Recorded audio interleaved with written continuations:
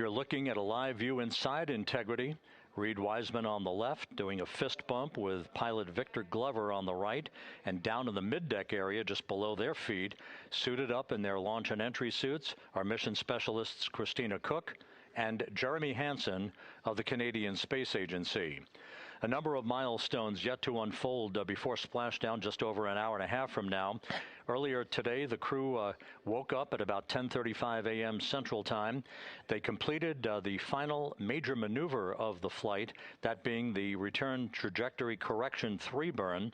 It was an 8-second burn that fine-tuned its trajectory to enter a corridor over the Pacific Ocean a short time from now.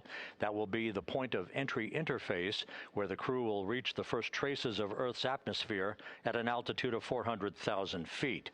The crew feet per second, heading for its splashdown site off the coast of San Diego, as you just heard from Megan Cruz on the deck of the USS John Murtha. Splashdown once again under those 3 main parachutes is expected at 7:07 and 8 seconds p.m. Central Time, 5:07 p.m. Pacific Time, 2.5 hours before sunset. The actual total distance traveled for Integrity from launch to splashdown is estimated at 694,481 statute miles. And we have confirmation of crew module, service module separation, and a great view, albeit momentarily. Houston, good stuff on board. Houston copies and concurs. The European service module now separated from Integrity, a job well done. Integrity, no action for the 4 CDH cautions. Those are SM related, not applicable.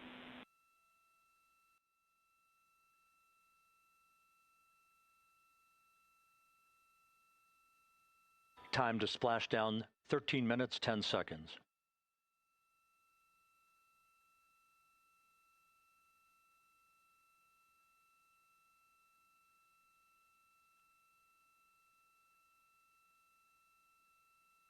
And as predicted, we've entered our communications blackout. This will be a 6-minute blackout period. No voice, no data from the crew.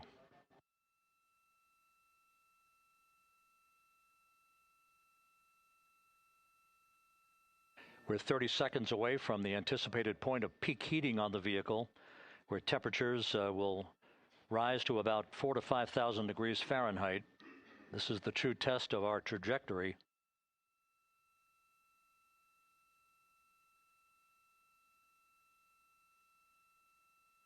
And from the G5 aircraft in the vicinity of the splashdown zone, this view of Integrity.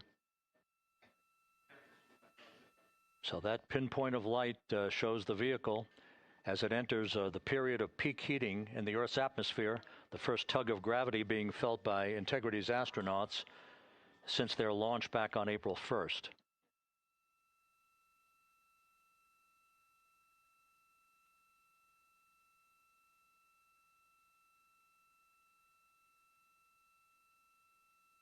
Four and a half minutes until the end of the blackout period.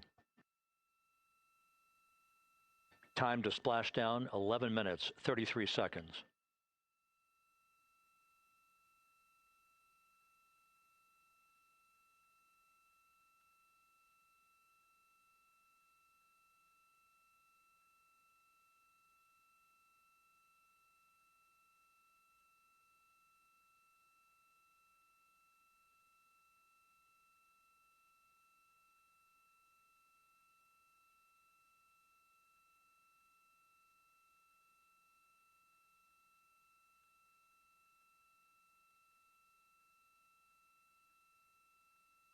The landing and support officer reports that the P3 has acquisition on Integrity.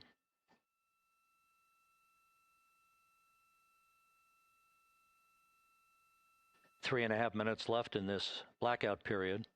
This is a visualization of the plasma buildup around the spacecraft and the repelling of that heat on Integrity's heat shield.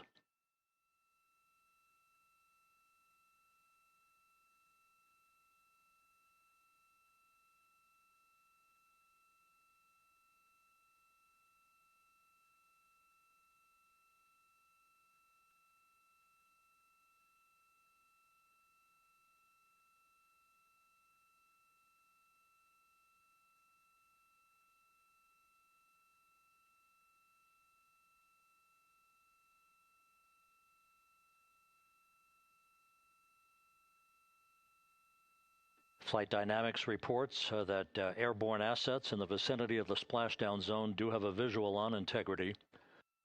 Still 2 minutes and 40 seconds left in our blackout period. Time to splashdown, 9 minutes, 35 seconds.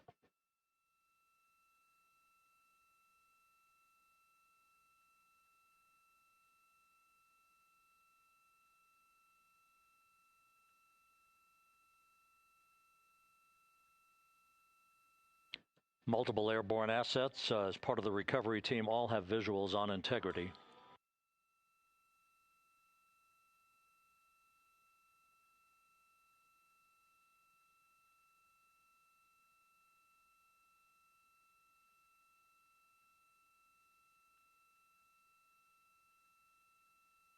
And the WB-57 flying in the splashdown zone also has a visual. And the Navy helos also have visuals.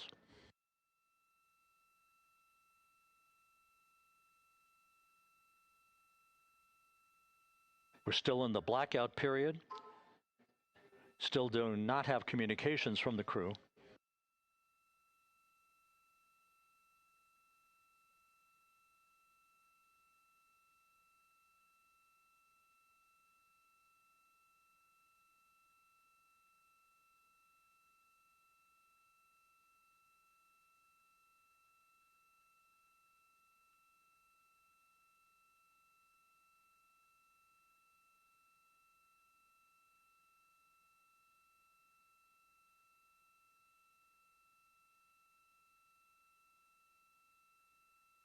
We're standing by for communications from the crew. We should be out of the blackout period less than a minute from now.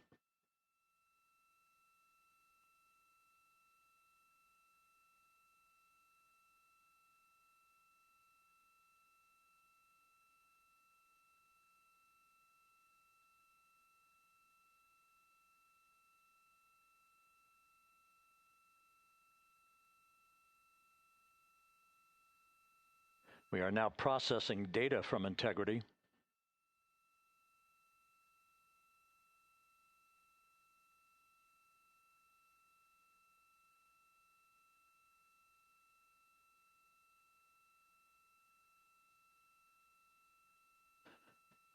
Landing and support officer reports the small boats are en route to the splashdown target zone.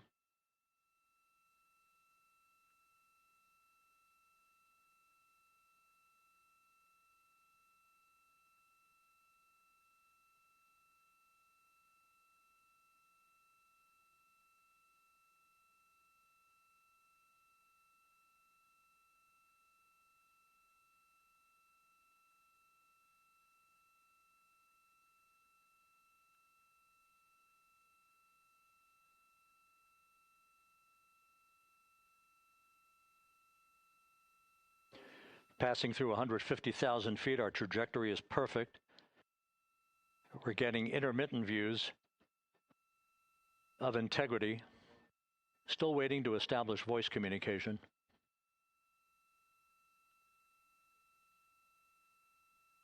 Integrity, Houston, comm check, post-blackout. Houston, Integrity, we have you loud and clear. Your trajectory is nominal, and your recovery teams have visual. Guidance looks good. No action for the enabled internal camera controller fail. Big cheers from the viewing room here in Mission Control as voice communication reestablished with Commander Reed Wiseman. For America and a waiting world, Integrity is 5.5 minutes away from coming home.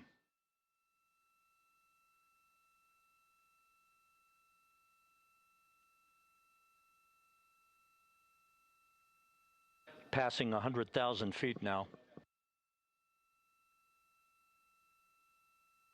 Range to splashdown 19 nautical miles.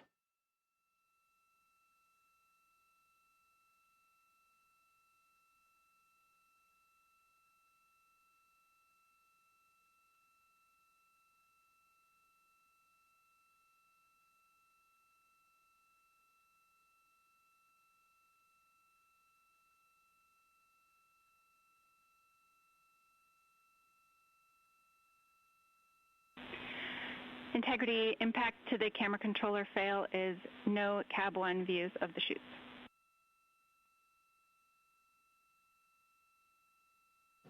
Integrity. We're processing good data through the GPS system.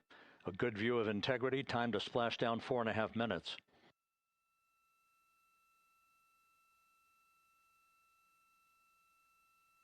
And a view of Integrity from the WB-57.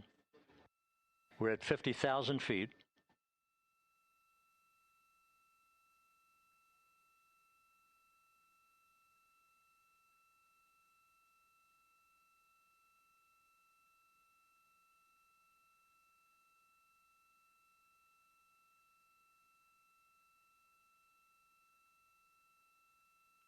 The pyros are armed for forward bay cover jettison.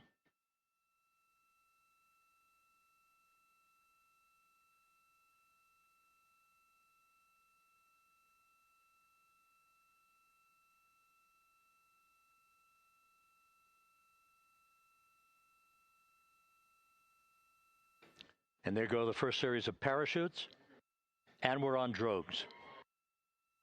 And Houston, we're visual 2 drogues out the window. 2 good drogue chutes. Next up, We copy, we see them. Next up, the deployment of pilot parachutes that will pull the main chutes out. Time to splashdown 3 minutes and 10 seconds.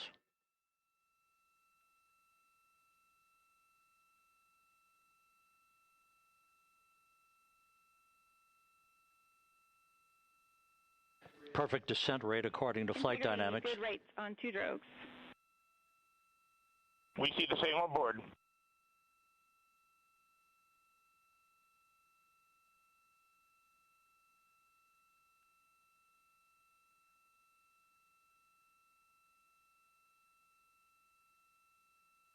Passing through 10,000 feet, still on drogues.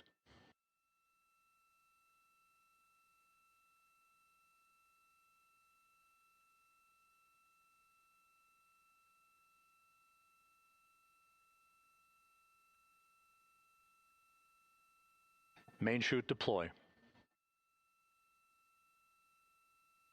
We're at 5,000 feet.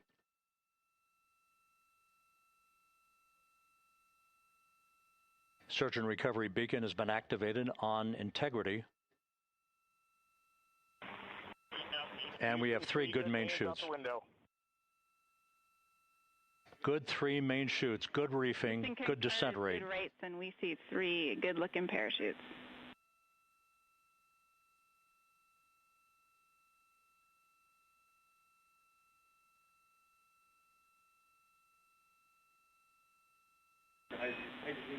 Integrity, cabin pressure indicates no need for hydrazine checks.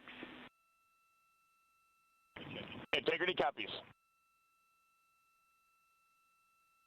This is a perfect descent for Integrity. Its crew sounding hale and hearty on board. Time to splashdown 1 minute, 15 seconds.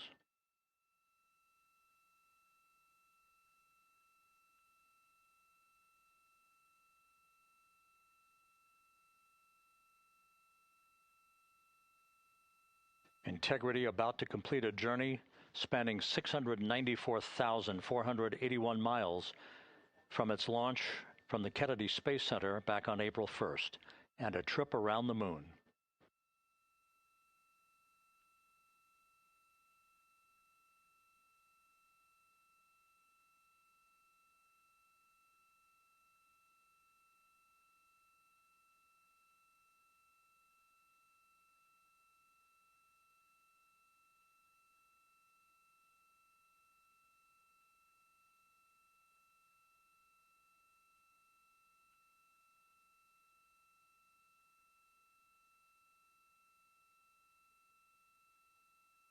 Passing through 1,000 feet.